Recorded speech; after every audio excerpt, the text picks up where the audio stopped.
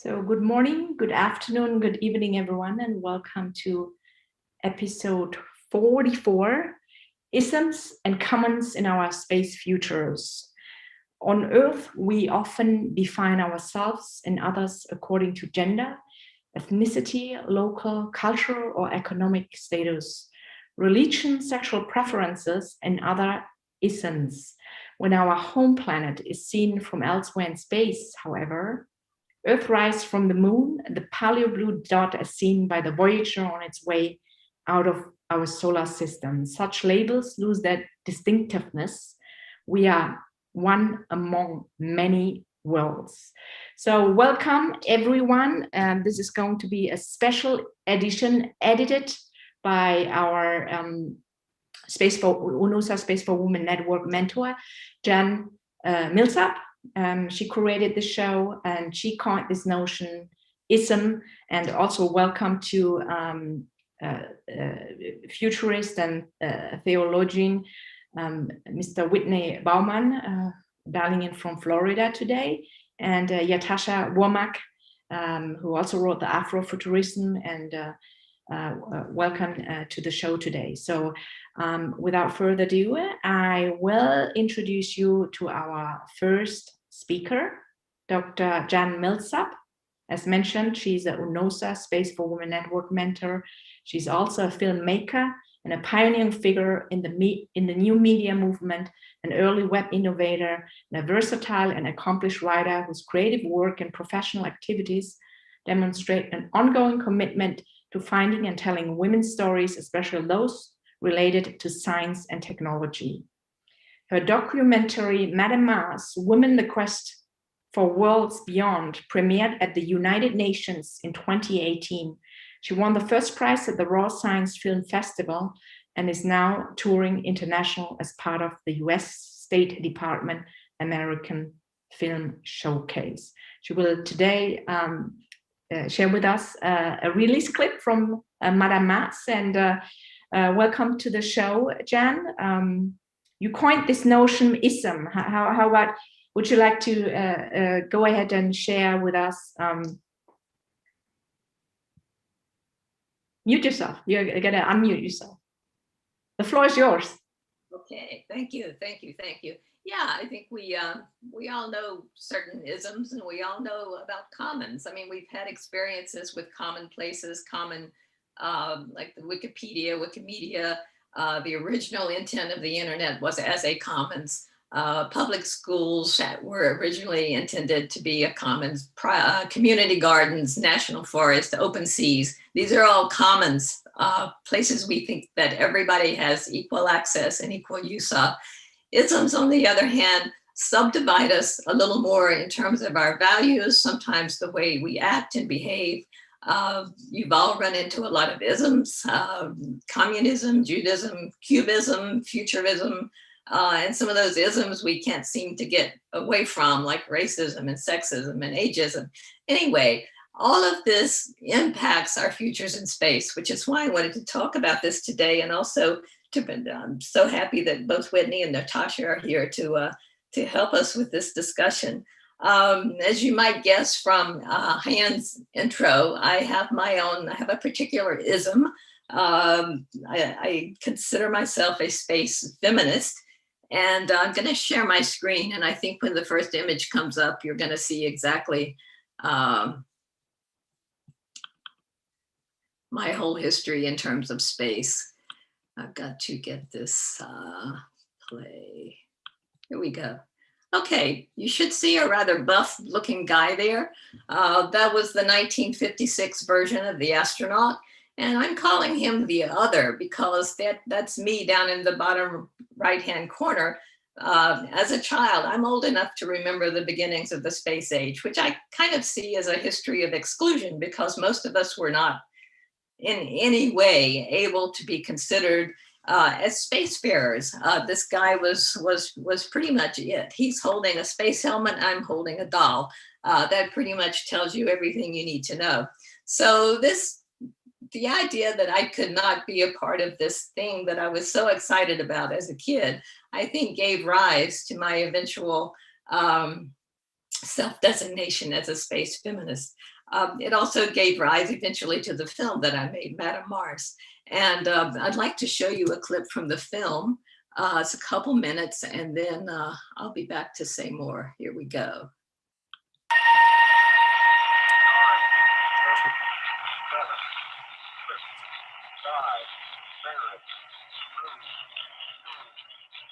Blast off! There he goes! Man in space! Man is no longer earthbound.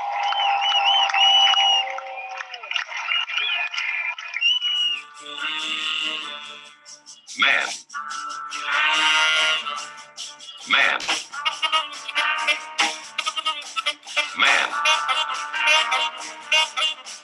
Man. I think it's a great adventure, probably the greatest adventure of mankind, at least in our century.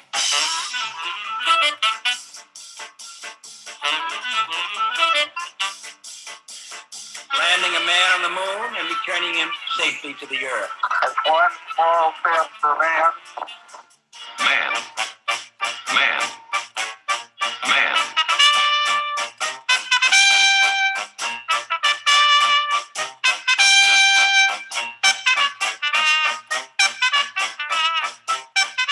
When I saw Neil Armstrong step foot on the moon, I said, wow, that's the potential of humanity, right? And us as a human race. Hot summer night, July 1969. I'm out playing hide and go seek. Then I hear this voice calling me out of the wilderness. How's it going?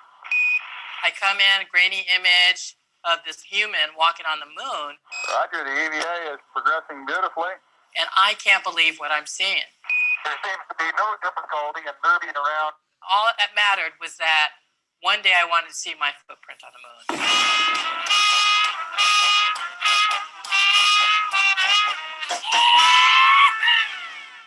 Let me say this, we made a study in NASA while the Apollo program was still alive on how we would send a man to Mars with modern technology. Well, I tell you, Women's Lib will see to it that...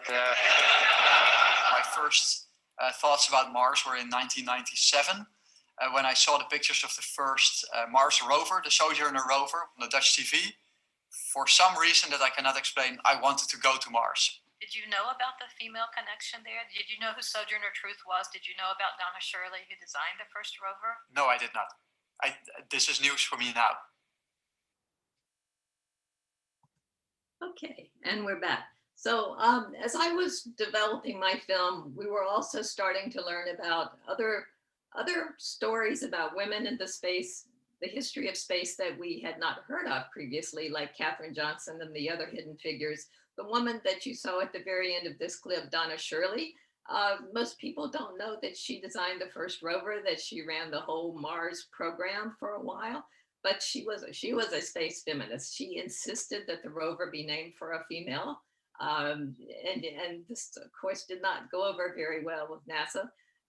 So I thought it was important to find her story and tell it, as well as the stories of other women. And what I realized that it's not just the history of what happened in the early space age, it was the way that it was all presented, it was the way the stories were told, and that it's really important that we keep telling stories, because history is just what people have, certain people have decided this is our history and this is the way we're going to tell our history, but it's not. History can be a kind of commons too if we all get involved and we all tell the story. But I think what I want to say about commons and isms in space is that the way that we have done our space exploration in the past and even into the present really has created what I would call a gendered space. But this is a term I've heard used for places on Earth, like a workplace or a social arena. It's any place where certain particular genders of people or people who have the particular kinds of gender expression certain people are welcome and considered appropriate in the space while other people are not. And I think we've just taken that Earth culture and sent it into space. And if you see the image in the upper left-hand corner, I don't know if you know this, we sent women to the moon in 1969, but they were Playboy bunnies. And what happened was that somebody did it as a prank so that the astronauts who had these little wristbands that had all the information they needed for their EVAs, they opened up this little notebook and they flipped through the pages. And as they flipped through the pages, they came upon these women that someone had decided to send along with they were part of the equipment list, actually. So they were sent to the moon. They didn't even know they were sent to the moon. So good example of how we have used space as a gendered space. And I'm not trying to make an argument that past exploration is sexist. That argument has been made. It's true. What I'm interested in is the fact that it has really persisted for so long. Here we are almost 50 years later, and things really have not changed that much. Space is still gendered, and I don't think we can get to any kind of a commons in space as long as space is gendered.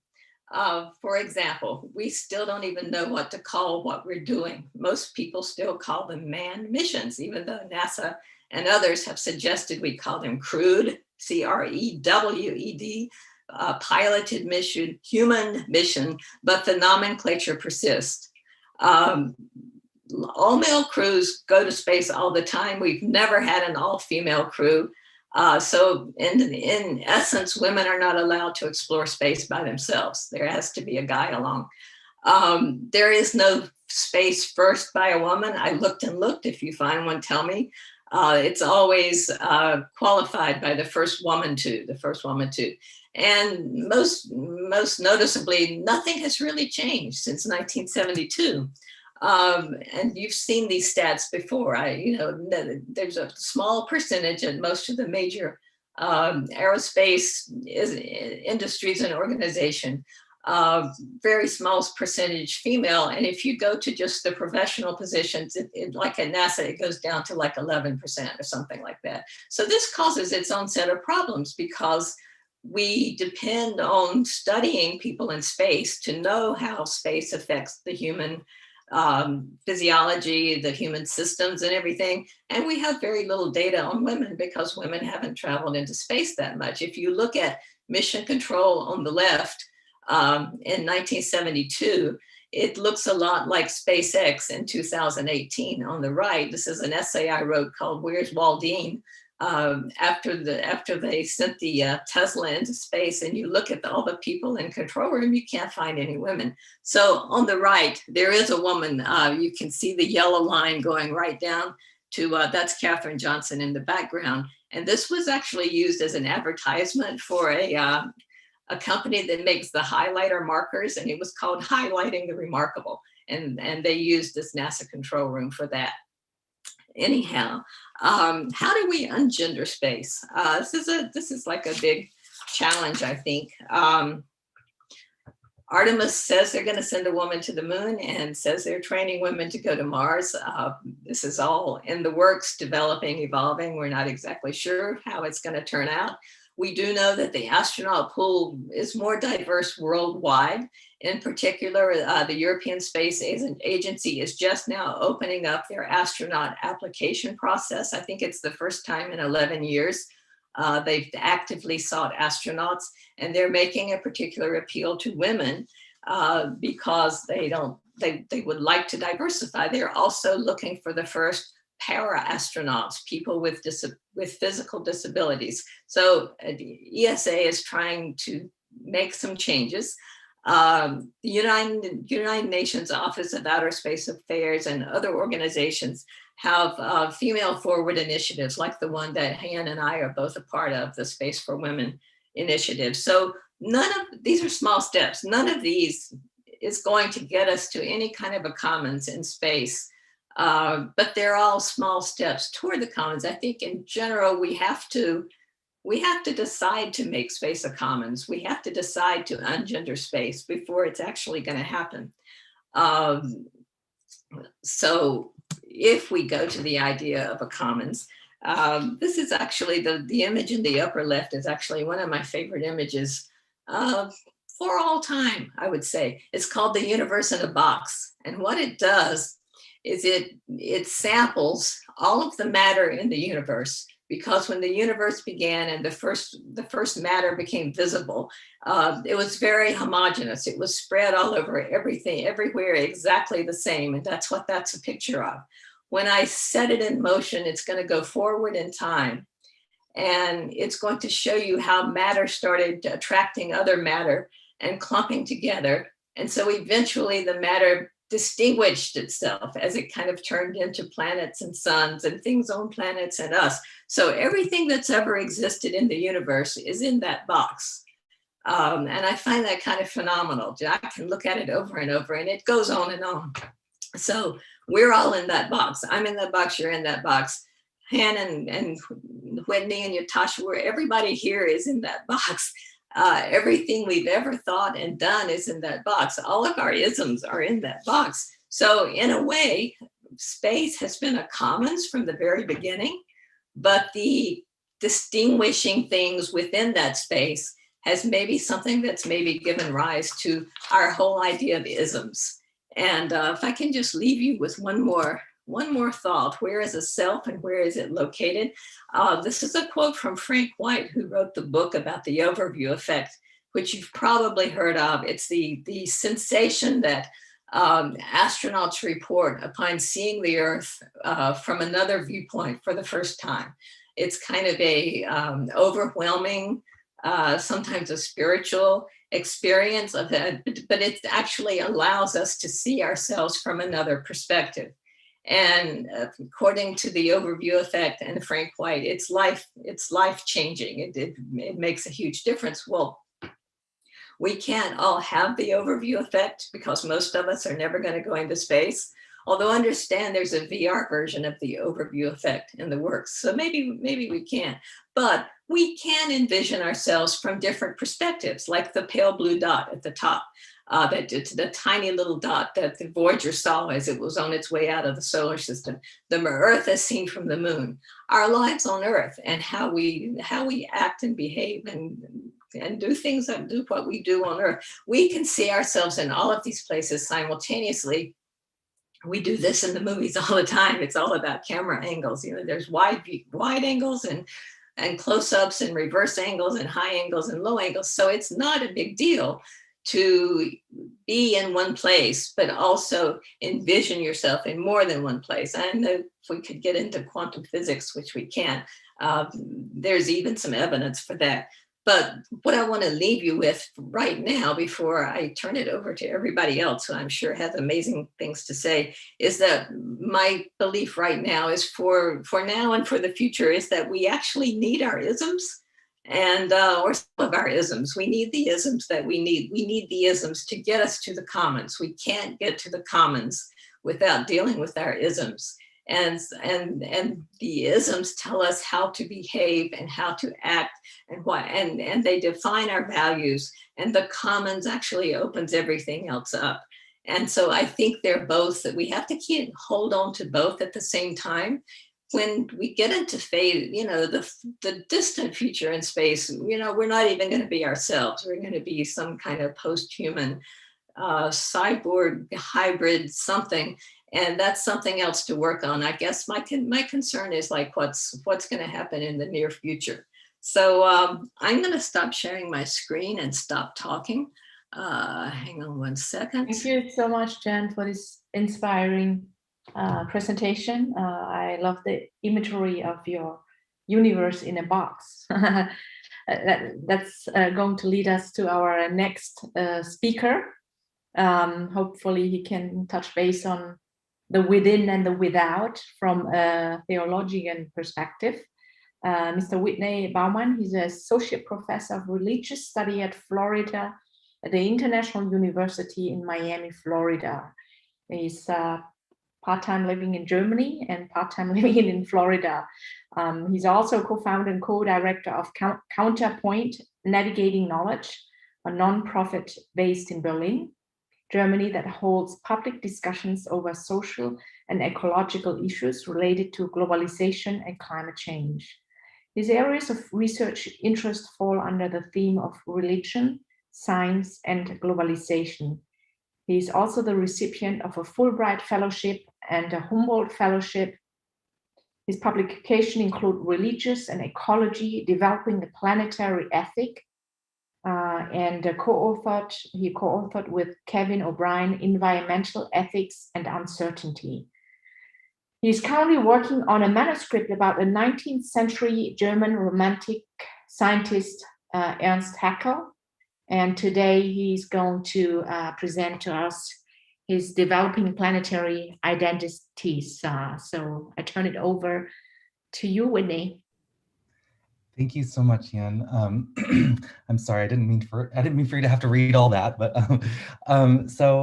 thank you so much for hosting us, Jan, and for allowing us for this space, and to Jan for organizing this, and Jan, thanks for your work and trying to prevent the patriarchy from becoming truly universal, and Ytasha, thanks to you for the work you're doing preventing the future and our imaginations from being colonized with patriarchy and racism. I appreciate both your work, and I've kind of I'm happy to be in the middle because I'm a middle child, but also because I'm thinking of this idea of developing a planetary identity as a new third way, not the one between communism and neoliberal capitalism, but it's related. I do have one image to share, which I'll do in a moment, but for now I'm just going to be a talking head. So we are stuck between the continuation of the globalization of neoliberal individualism on the one hand, and returns to localisms and nationalisms on the other. What if there's a third way, a third option out of these two paths that still rely on human exception, that don't rely on human exceptionalism and the Lockean liberal understanding of the self? So this is why I'm suggesting perhaps a planetary identity is a way of moving forward, and a planetary identity that is not, again, one which starts with human exceptionalism, that humans are the only sort of source of value and meaning and imagination in the universe, and also one that is not stuck to this sort of neoliberal understanding of the self as an individual, which I think is the source of most of our isms, of heteropatriarchy, racism, so on and so forth. So what I want to start with then first is just a couple of stories from science, because from different sizes: cosmology, evolution, and ecology. And I think of myself in some ways as sort of trying to tell the queer story of science, sort of bringing queer theory to science, because I think that when you start to understand the narratives that emerge, right? We all tell ourselves stories. Even scientists do this, although most scientists don't like this sort of imposition of narrative on things, but we're all telling stories in one form or another. And so what I'm saying is suggesting is that the story of cosmology that Jan started to talk about, the story of evolution and ecology, they're actually queer in many ways. And so I'll start then with the sort of story of the universe. And if at the Rose Center of Natural History Museum of New York, you can find there's a part of the Rose Center Natural History Museum which is called the Harriet and Robert Hilbrun Cosmic Pathway. And basically what happens is it's a walk of the universe, and it's about 4 flights, and you walk sort of a spiral down these 4 flights, and every step is sort of a like 100 million years or something in the life of the universe. And it's sort of, there's images along the side that tell you what was going on at that time during the sort of universal expansion. And you get then all the way to the 13.7 billion end. And at the very end of that, remember, 4 flights walking down in a spiral, the very end, there's a human hair, and this represents the amount of time that humans have been a part of the universe, right? And so you have this immense sort of feeling of the giant, the immense time span of the universe, this deep time of the universe. And there are a lot of people sort of that are trying to talk about sort of the universe story. Brian Swem and Thomas Berry, the work of the Forum on Religion and Ecology with Mary Evelyn Tucker and John Grimm. They're very much trying to help us sort of embody and sort of experience this sort of deep time of the universe. So that's sort of one story. This is the story that's supposed to help make us feel small and humble, but also to understand that we are sort of Joni Mitchell stardust, and part of these first series of exploding stars and all the elements and this sort of thing. In other words, we are common sort of ancestors to the original flaring forth or the Big Bang, whatever you want to call it. The other two sciences get a little more specific, which I think we need, and that is the science of ecology and evolution, right? And so one of the things that that interests me a lot is sort of what ecology and evolution do for us. Evolution and evolutionary theory is one of the first theories, at least in Western, sort of modern Western mindset, right? That leads to the dissolution of forms, right? All the way up into the 19th century, a lot of scientists were still thinking that, you know, in the Aristotelian forms, right? That there were these forms: male, female, human, human, you know, giraffe, you know, these sorts of things. That there were these particular forms that that sort of channeled life and the bubbling up of life through them, right? So evolutionary theory really does a lot to queer forms, right? It gets rid of these forms that we are all hybrids of the evolving life on the planet. We are all emergent parts of this life bubbling up, right? And then ecology, developed around the same time, coined, you know, by Ernst Haeckel, who's a very problematic figure, but somebody I think that has some things to say to us today. But so ecology is basically the science of how the outside becomes inside, right? So the idea is that the outer scape around us becomes our inner scape, right? So the microbiome, so on and so forth, right? That we are we are ourselves ecosystems, our own bodies, right? Of the life around us, of the history of evolutionary adaptations that led to us, of cultures, of histories, of languages, these sorts of things. I'm not saying these things because I created this language that I'm speaking to you through ex nihilo. This is a long history that I didn't do anything to create, right? So we are sort of just our agency is very distributed throughout this process. So then what I would suggest is that, you know, whether it's cosmology, contemporary cosmology, ecology, or evolution, whether we're talking about the 13.7 billion year expansion of the universe or the 4.5 billion year process of geoevolution, the stuff of life has been handed to us in common. And so both neoliberalisms and nationalisms or localisms commodify everything around us toward human ends and toward specific human ends, right? So it's not for all humans equally, as we know, right? These are the isms that are still with us through racist, heteropatriarchal structures, so on and so forth. So then what I think we need to take seriously then is sort of the UN's international declaration of International Space Treaty, right, which declares outer space as the commons. This is all the way back in the 60s, right? And so what if then we really saw sort of outer space as a commons, much like all of life on the planet used to be the commons until, you know, until the era of colonization and the enclosure of the commons in Europe, and then taking that sort of exporting that model around the planet. What if we really take seriously this idea of outer space as remaining commons, and commons for all peoples of different types?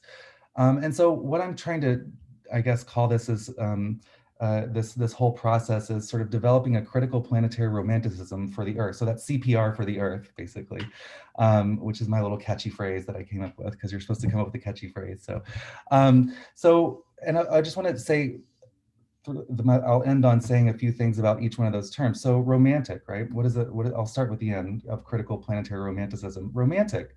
I don't mean sort of the romanticism that, you know, I can, you know, sort of be the Earth, you know, and without any sort of like filters or layers of culture and this sort of thing. But I mean that everything's alive, right? Going back to forms of animisms, or not going back, but moving forward and recapturing some of the animisms and this sort of thing. And just recognizing that agency and value and beauty and truth and goodness, these are distributed throughout the entire universe. These are not located just in human beings. We've narrowed our thinking so much to human beings that I think we sometimes forget this. And also, I just wanted to share this really quickly. This is sort of my image of the, whoops, sorry. Let me just do this. This, I don't know if you can, yeah, here. well, I can't do. So this is a starling murmuration, right? And it's the image of, this is what I have in terms of the movement of life in the universe, right? There's no teleology to it, but there's structure to it, there's beauty to it, there's patterns to it, right? And so it's sort of the rhizomatic way in which life moves, right? So this is part of that critical planetary romanticism, that there is agency and value and all these things, but it's not towards a specific end, right? There is no telos, with a capital T. There is no final eschaton, but life moves in different directions and there are patterns to it and there is structure to it, but that does not mean that this is all moving towards a certain end, right? And so that's part of this, that's the romantic part. The planetary part means that we can't attach this romanticism to a specific place, right? This is where in the 19th century, with the most famous example, right, where romanticism gets attached to place and nationalism, right? And we don't want to repeat that. However, we can't throw romanticism out altogether. This is a source of planetary value and eros for the planet that I don't think we can cut off. And so what if we had, instead of sort of romanticism attached to place, romanticism attached to many different places? What if instead of a monogamy of place, we had a polyamory of place, right? And the love of many places and how those places are connected throughout the planet. The love of specific places does not have to exclude other places, right? So that's sort of the planetary scope of this romanticism. And the critical part then has to do with critical theories, right? Critical race theory, feminisms, queer theory, Marxist theory, disability studies, and ableism, right? All of these different theories are important because we are not treated equally in the world in which we live, and we experience nature differently based upon our own embodiments, right? So there's not a common single experience of space, there's just multiple experiences of the planet, of the universe, right? And so in my view, this is where I would say, I embrace transhumanism and posthumanism. It's not a dream, it's really real. We're already hybrids of other species, technologies, histories, cultures, peoples, etc. And evolution and ecology suggests we will evolve beyond our own species at some point. However, I part ways with those who want to project our own understandings of human beings into a future indefinitely, right? And the version of some trans and posthumanists, it's about projecting human consciousness like to the edges of the universe, right? And this is not where I want to go with my posthumanism, transhumanism, because I would ask sort of what type of human do these transhumanists have in mind? I think that type of projection of humans indefinitely into the future is attached to all these isms and not to the sort of commons that we're trying to discuss here today. So then and this is my last point, if we begin rather as planetary creatures among other creatures, diverse, yes, but also interconnected and co-constructive, then we might be able to build possible future worlds that think with the entire planetary community. So the planet's atmosphere then becomes the porous wall for our thinking about everything extraterrestrial, not as totally other and unknown, but as unother, not something to be used and consumed for some human ends. This is my hope for seeing outer space as commons, not just for all earthly planetary creatures, but for other planetary creatures that we haven't even met yet. Our relationship to space then should not be the continuation of colonization of wild places and discovery of the unknown, but fundamentally as encounter with other planetary creatures. Thank you. Thank you, Whitney. Thank you. I think Jan mentioned that before. Right now, none of us are going to go to space.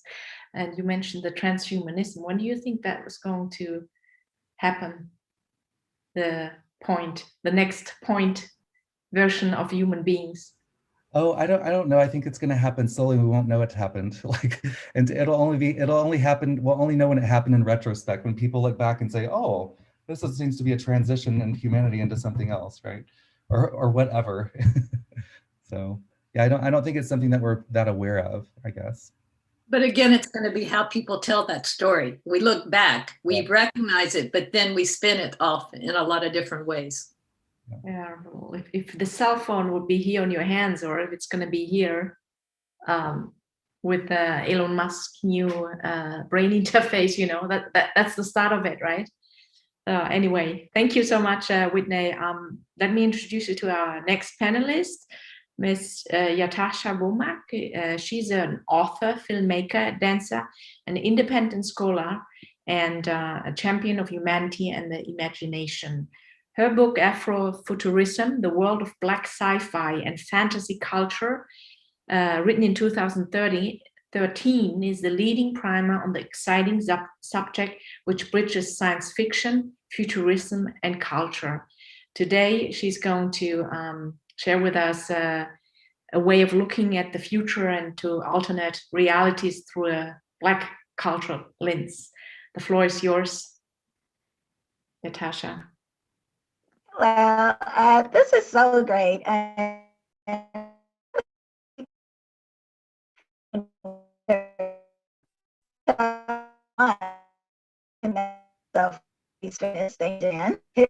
I think when Whitney's talking about interplanetary identity, all of this it really speaks to the recognition that we have a natural relationship with space. So one of the things I like to remind people about when I talk about Afrofuturism is that it's very natural for a person to have a relationship with their environment. It is very natural for a person to have a relationship with the stars. Humans across all ages and all times have looked to the stars for guidance, inspiration, wisdom, insight, and have used that to shape their philosophies and ideas about their particular environments. And so when I talk about Afrofuturism, I am talking about it with respect to looking at the world or futures and alternate realities through Black cultural lenses. But I'm doing so recognizing that that's a perspective in a larger whole. And that in so doing, there's a recognition of a shared humanity. And I just think that's sort of key. You know, there's a shared humanity, there's a recognition of a relationship to Earth, a relationship to space, and a relationship to time.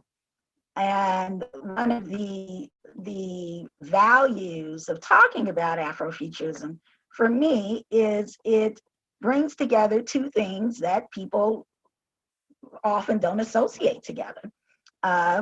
People of the African diaspora on the continent and the future.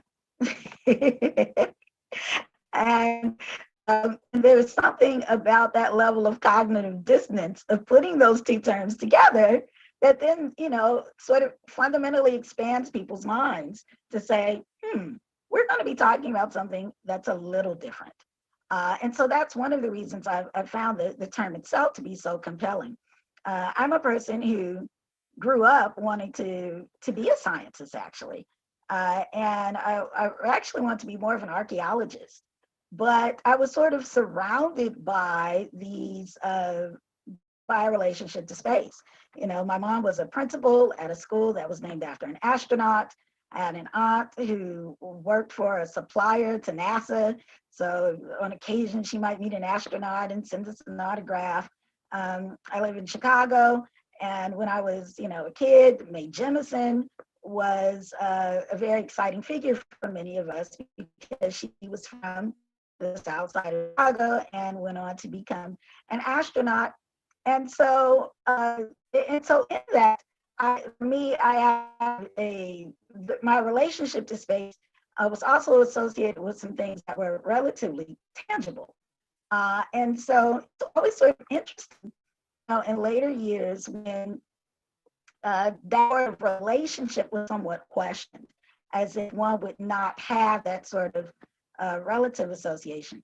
So I'm going to show you a couple things here, and to get at the heart of Afrofuturism, I'm sharing my screen. I'm hoping everyone can see this. I'm assuming they can. And let's open this up. And here we go.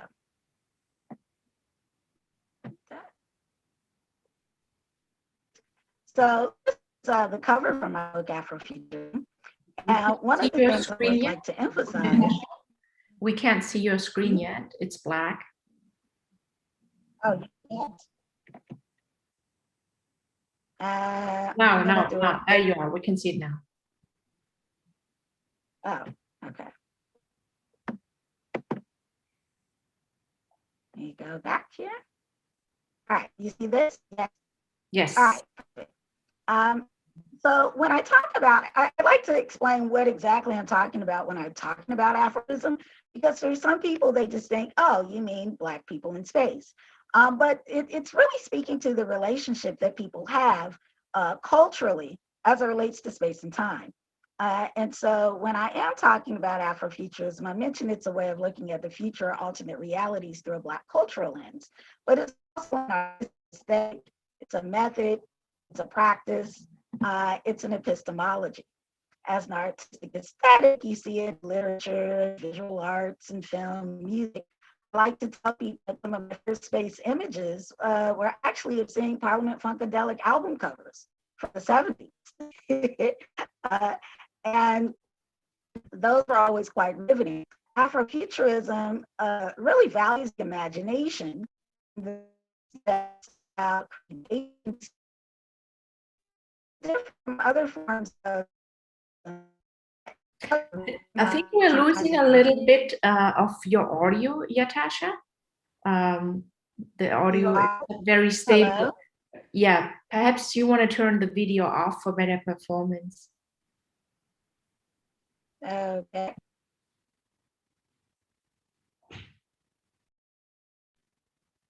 Are you still with us? I think she's lost the connection right now. Yeah, well, we'll wait till he logs in again, and we're gonna be starting. Oh, she's back. Ytasha, you're back and you're muted. Please unmute yourself and finish your presentation, then we start with the panel discussion. Yeah. I think what you received, you saw sort of these general images of context. And what you're essentially seeing is images that are reflecting African diasporic philosophy, and seeing them as they're related to interactions in space. And so with that, while I'm talking about it as this artistic aesthetic, as this practice for healing the imagination, there's also this very real world idea of people bringing those particular philosophies as we start to create societies in space. And part of that process is utilizing the imagination and looking at how these particular philosophies can be applied in those scenarios. And I think that's something of value to mention, just because it recognizes that people of the African diaspora and the continent have always contributed to ideas around innovation and established a relationship between space and time.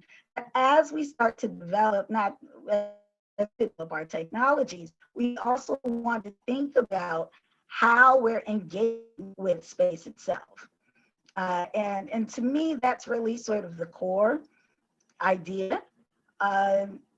There's a term that we mentioned earlier, where we're talking about decolonizing space. And I think one of the reasons that we're celebrating isms is that we don't want to bring those same isms into the future. We don't want to take those same isms into space. And that requires an active practice and active engagement here on Earth. And it's part of it's a change of language, but part of it, I think, is something that we were speaking to a bit, which is this notion of a cosmic identity. And so I think something that's sort of fascinating about Afrofuturism is that it in part centers around this idea of Sankofa. And Sankofa is it's an Akan image. The Akan people of Ghana created this image, and it's really of this bird, and this bird is looking at an egg on its tail. And you could say, oh, well, that's an interesting image. What is that supposed to mean?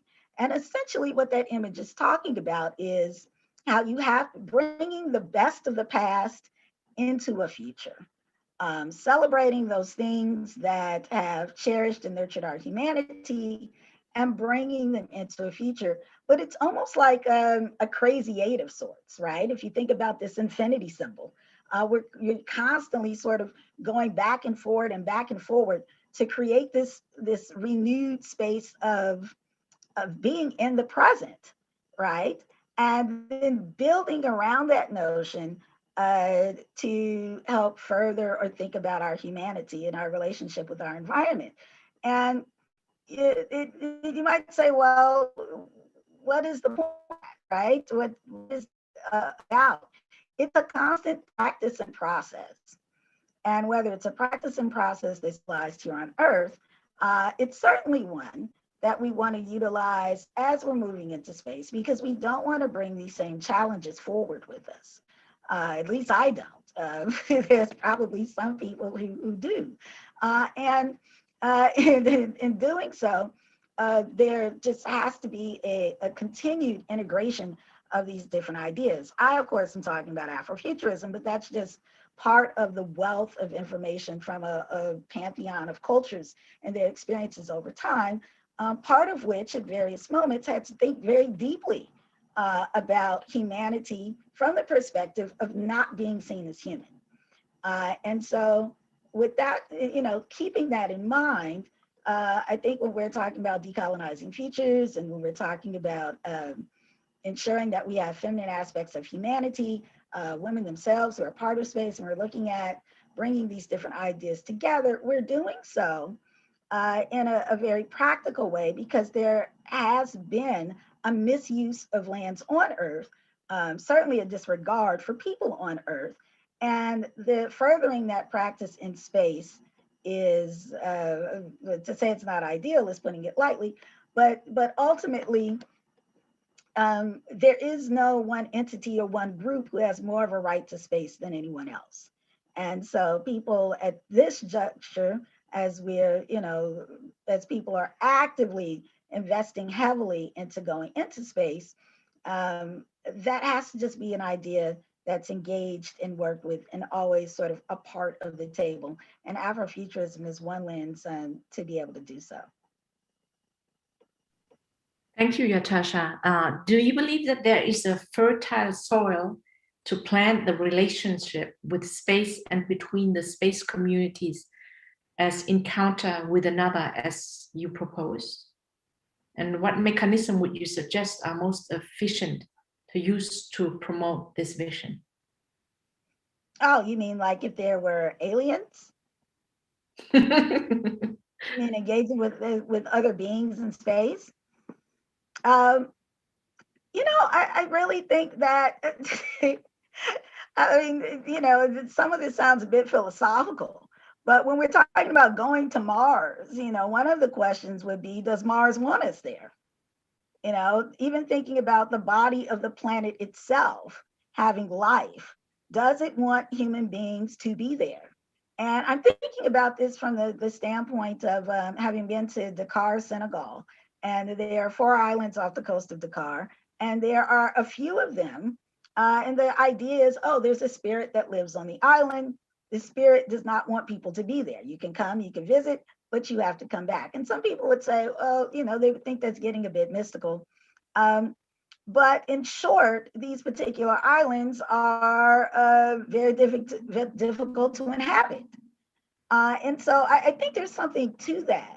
When we think about, say, preserving land, or we have national parks here on Earth, thinking about space in a way where it's not just about what we can do to these spaces, but what can these spaces give us? And what lessons, and the fact that these planets have been around, for in ancient ways, what contributions do they have? I mean, if I had any kind of theory, I know there's this idea that we're going to actually see physical entities when we go into space at some point. And I would just wonder if they're on different dimensions, and to some extent, we just can't perceive them. I would think that's somewhat probable. And as a writer, it certainly makes for great storytelling. But I would just wonder if that would be more of the issue itself. That contact would not be. Can I jump in for just a moment? We have some background noise there. Please mute yourself. Let's move to the next question. Thank you, Ytasha. So, Jan, how will we describe ourselves then as members of this expanded community, and how might such rethinking then translate into reimagined self-concepts, relationship, and ethics here on planet Earth? Well, I was actually trying to come to terms with what everyone has said, and that helps me answer your question. But what Ytasha said about how we have to bring the best of our past into the future, and that somehow gives us agency, I think is really interesting. And my whole idea of the universe in a box as it evolves and differentiates, and Whitney's idea of the swarming starlings, I think they were starlings, but that somehow we're constantly in motion. I guess we can thank the Big Bang for that, right? We started and we kept going.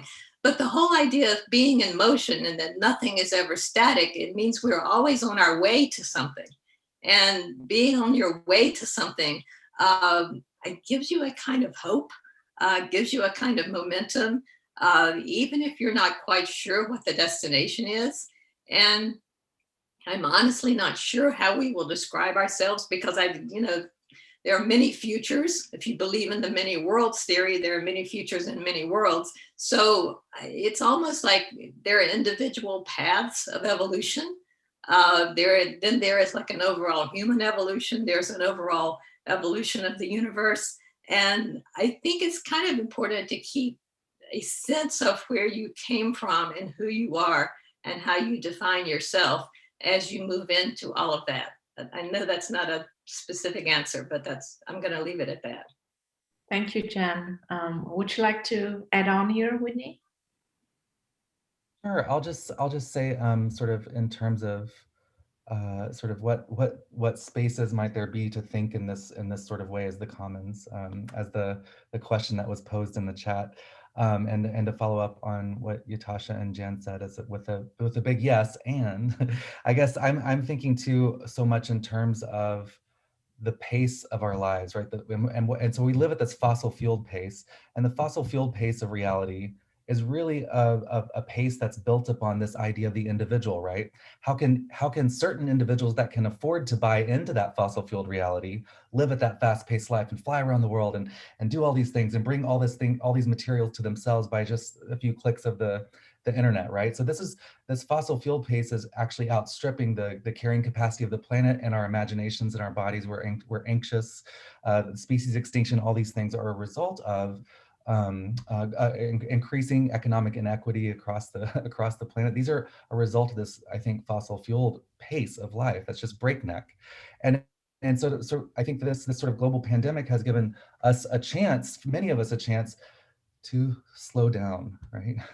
And to breathe and to see that there's different ways of living. It's not this fossil fueled chronological time, but there are planetary paces, right? And so people have been noticing that, why are the birds so loud? It's like, no, they're not louder. That's just that everything's quieted down and you can actually hear them, right?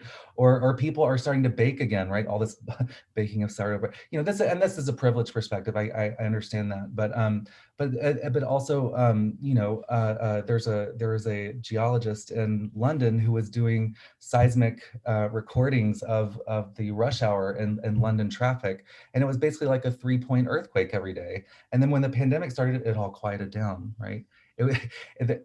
So literally how we move, the pace at which we move on the planet has geological effects, right?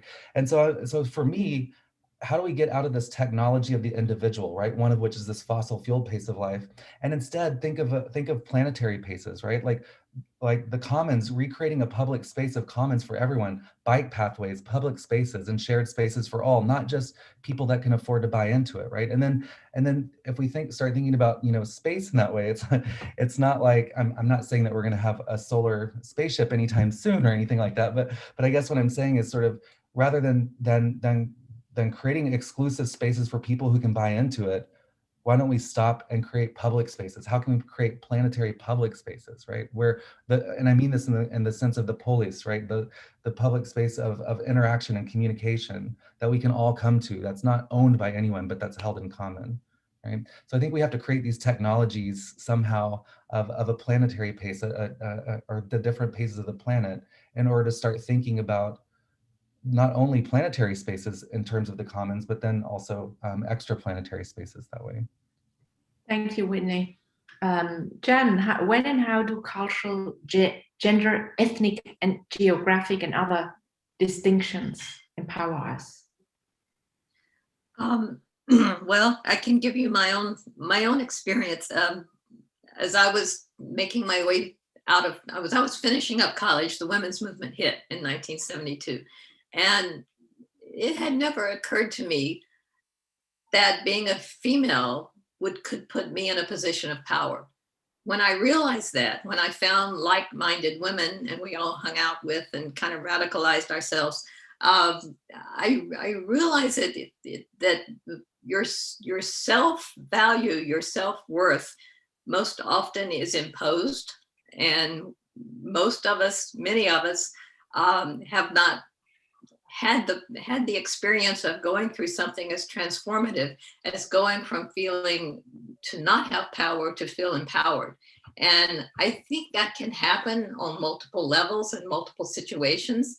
And I think it really just has to do with coming to terms with the outside influences versus intrinsic thoughts, self-values, and things like that. So, I think anybody can become empowered, but I think it helps if you find like-minded souls and you all become empowered in the same way. And then it's almost like you can turn the tables and project your power to the very world that once told you you had no power. I don't know if that's an answer or not, but yeah, that's what I have to say. And kind of so within, so without, Yeah.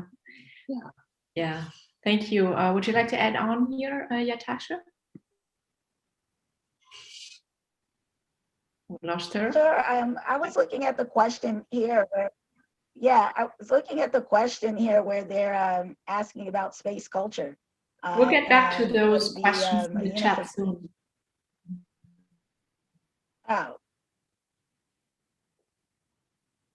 Yeah, and I was just thinking about, having, worked on this project, Rayla 2212, that it, I had to give a lot of thought about culture. And I think as exciting as our cultures are, people bring themselves with them. And when you're in these spaces, the cultures are fundamentally, part of it is going to be what you bring with you.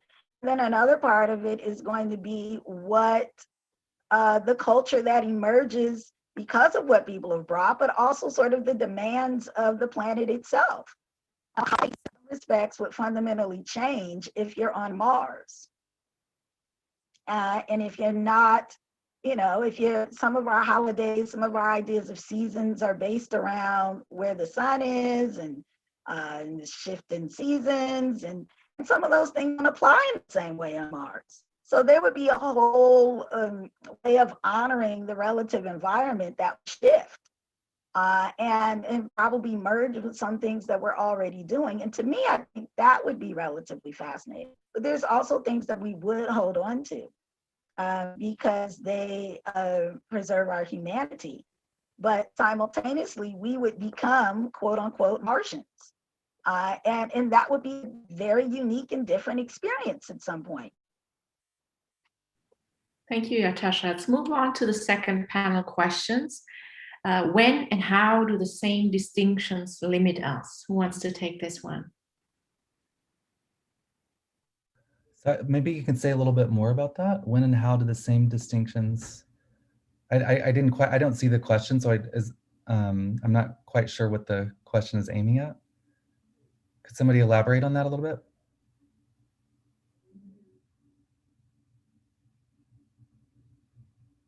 Oh, I can't hear you, Jan. Okay. In terms of cultural, gender, ethnic, and other distinctions, how do they empower us? And then when and how do the same distinction limit us? Perhaps Jan can elaborate on it. Okay, I guess I'm still trying to come to terms with the question as well. Are we talking about limitations we put on ourselves, or limitations other people put on us, or limitations of our environment, limitations of our physicality, because right now, most of us don't have the physicality to go into space, certainly. So I think if we all want to move toward our futures in space, if we all want to consider ourselves as future spacefarers, we have to come to terms with our limitations. And as we move forward, I mean, we're going to have to invent a lot of stuff if we're going to get, you know, we kind of know how to get to Mars. You know, we haven't done it yet, but we kind of know how to do it. We kind of know how to make oxygen once we get there and how to get the water out from underground. But if we're going to go much farther than Mars, we're going to have to invent a lot more technology, tools. We're going to have to reinvent ourselves because we aren't going to live long enough to get to even another star. So, you know, we have to come to terms with bioengineering. We certainly have to depend on artificial intelligence. We need much more sophisticated tools. So, I mean, I think maybe it's our limitations that drive us. I don't know. Yeah. Thank you. I would just like to sort of add on there too, like, I think of it a little bit, I don't think of it as sort of limitations. I think I see you struggling with that word as well, Jen. But I see it as we're all sort of differently embodied, and that gives us different perspectives on our experiences of the world. And so taking a little, you know, a page from disability studies, right? Let's not talk about this as sort of the normal and everything else is abnormal, right? It's just that we are all differently bodied, right? And sort of the ableist society is the one that's created for the sort of ideal version of that, of the human, right? And what is that human? You know, 1/4 of the global population has some form of disability, right? That from sight to that needs glasses to hearing to sort of more difficult disabilities, right? But we create a world for the 3/4, right? And so what are we doing when we're not looking at the differently abled ways in which we experience the world, in which we understand the world, right? And so I think it's not necessarily a limitation, it's coming to terms with our embodiment, and then how do we create worlds that promote different types of embodiments and different types of intelligences and different types of experiences of the world, and not just a single one. Thank you, Whitney. How do you think that the security hegemonic theory from international relations influence decisions and the emergence or growing of these new visions, or how power reality influence your job in spreading your views? This is a question from Gianna. Who wants to take this? I'm still trying to to read the question here, to think about it for a minute.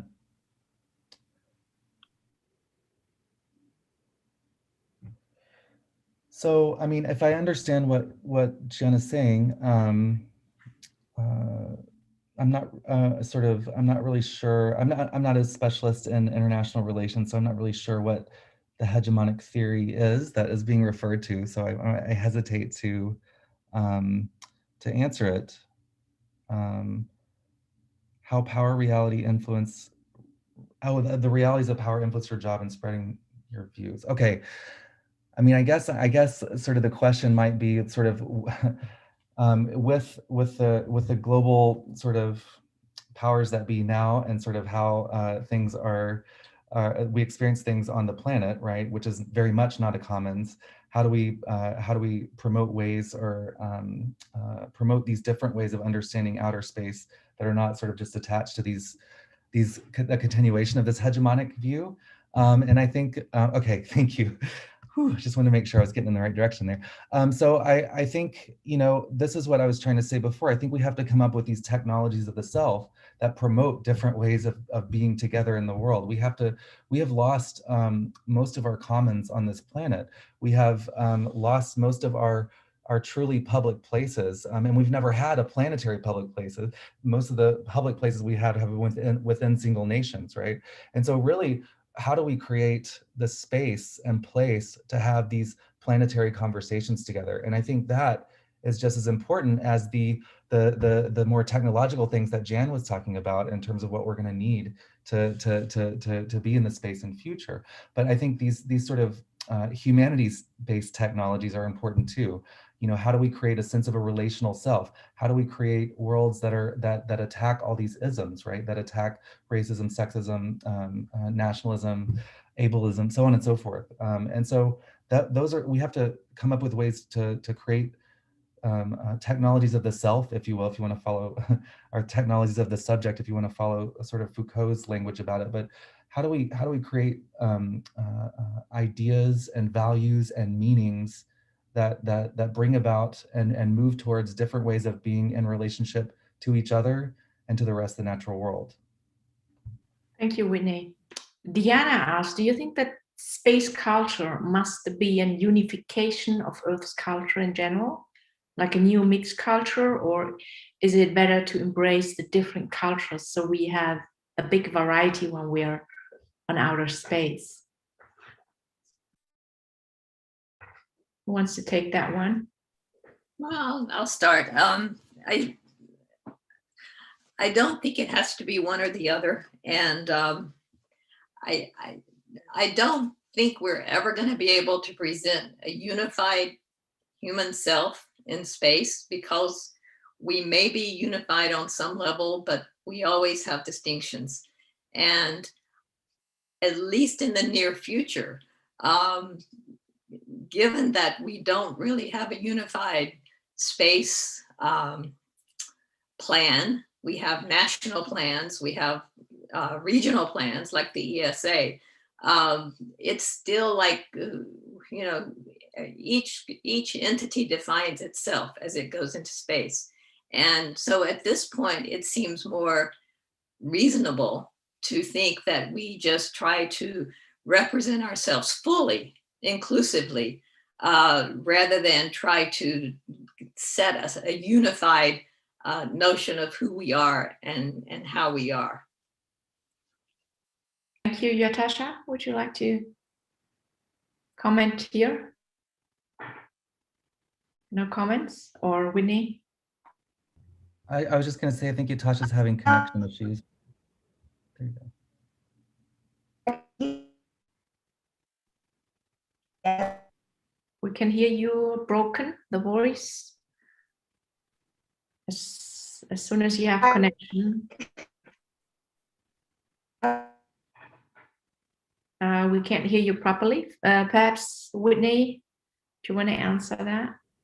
Well, I think Ytasha sort of started to answer that question, Diana's question already before, and I think, I mean, I don't really have anything to add other than other than this of what I was saying about being differently embodied and how that experience changes our understanding of the world and how we narrate the world and this sort of thing, and the imperative of entertaining all of these different experiences and all of these different narrations, right? And I think, this is what we're seeing in terms of right now in the US, at least, this re-narration of things based upon history, culture, and embodiment, right? So, the US has to also tell the story of how it's founded on genocide and slavery, and not just be like, it's for freedom and progress and democracy, so there and sort of I don't think it's a coincidence that a lot of these conversations are happening during a pandemic when we have time to slow down and think about and listen to and this sort of thing. And I think that's one of the big things is we have to listen to each other's stories, and we're only going to connect through narratives, right? We're never going to agree on a single solution or a single, perhaps even common goal about anything, but we can link together through our stories and how our stories connect to one another. Thank you, Whitney. Let's go to your final debate questions. How do humans present themselves as they once again venture into deep space, back to the moon, to Mars, and onto worlds beyond? Jan?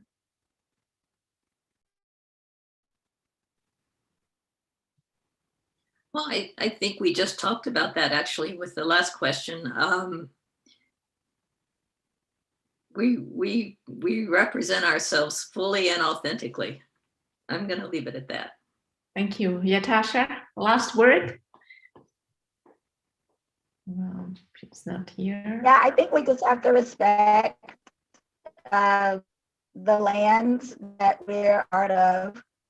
We have to respect one another, human beings, and we have to respect other life forms and be open to the lessons, the ancient wisdom, the perspective, these intersections of futures and histories. I mean, I just think that's the modality to operate with as we move forward. Thank you. Whitney, last remark? No, I agree. I agree with what Jan and Ytasha have said, and the embrace of some form of multi-perspectivalism, I think is one of the things that we as human beings need to do to train our imaginations and our thinking to think multiply and not as sort of universal single ideas. That's all. Thank you, everyone. Well, for this insightful show. Thank you, Jan, for curating it and organizing. Thank you, Whitney. And Ytasha, I really appreciate your presentations and present. Thank you, everyone, for participating. Should you like to be connected with any of the speakers, please reach out to them. We're going to send you the recording today. We had tech issues to be connected to LinkedIn, but however, the recording will be available for you to follow up with any questions you may have with a panelist. And should you wish to be connected with any UNOOSA Space4Women Network mentor, go ahead and visit their webpage. Thank you for your participation and have a nice weekend, everyone. We welcome you next week for space engineering, space innovation, space suits, something down that line. So stay dialed, stay tuned in. As soon as we log off, you'll be able to sign in. Thank you, everyone. Thank you. Thank you, everybody. Hey.